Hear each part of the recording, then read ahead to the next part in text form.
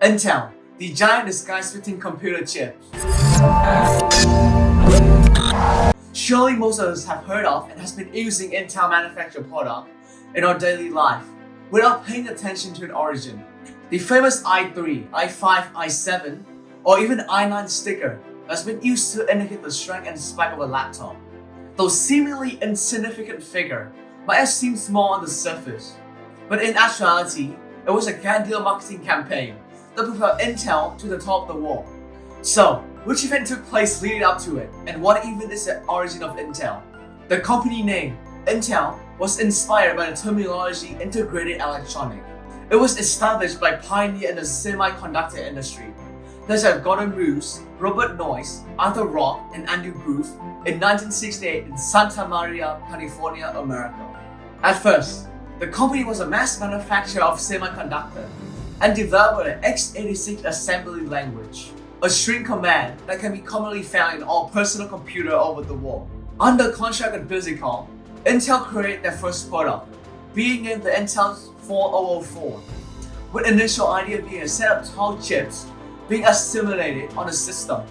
But Ted Hoff, an engineer at Intel, proposed that a compact device would work better, and his opinion was highly regarded by Busicom, and they offered the company $60,000, but Intel rejected their offer and continued developing the 4004. A year after that, Intel announced the 8008, with double the capability of the 4004. The chip was later used in the Mark 8, which was once printed in the Radio Electronic magazine in 1974. During the period between 1974 and 1978, Intel constantly pumped out new variations of that chip, from the Intel 8080 to the Intel 8086, and finally the Intel 8088, which each new imagining coming with an increased amount of transistor and performance level.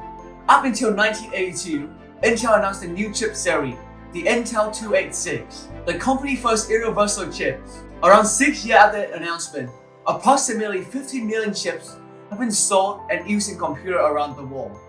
By the end of 1985, Intel released the Intel 386 with an 82-bit processor and multitasking capability. Before the turning point of the decade into the 90s, Intel announced the Intel 486DX, with pre-programmed algorithm installed to reduce overall stress to the system in general. As if things were going too smoothly for Intel, both their growth and revenue was stable.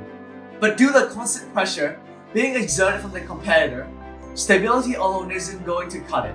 They need to strive for more while improving themselves. Intel found out that there was a clear increasing trend of owning a personal computer, but consumers aren't going for spec or uniqueness, but rather popular branding and accessibility. The mass doesn't even know that there were little chips produced by Intel in their computer. Upon researching more to this, the head of Intel decided on a gambit, one that would require every personnel in the company had to offer, along with the funding going up to hundreds of millions of dollars.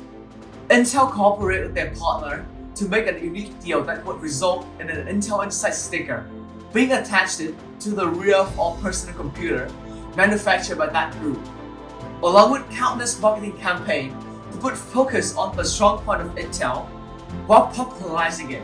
It didn't take long before Intel became an essential part of everyone's life, returning the company investment 100-fold, turning the mass attention from branding to little Intel sticker.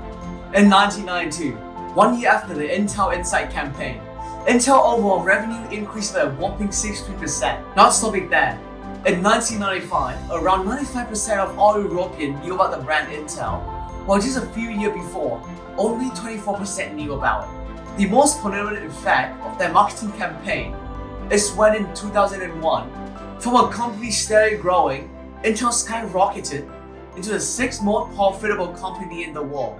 Even if we did include their extremely famous Icon series, Intel still have some deeply original and successful products, such as the Intel Pendulum and Celeron, as a more cost-effective solution for simple computing needs like web browsing and watching video. Intel, by making use of the opportunity given to them and gambling everything on a decisive move, has become an essential part of the technological industry. Intel isn't simply just a chip manufacturer. The company was a pioneer, responsible for many innovations in humanity's technological roadmap.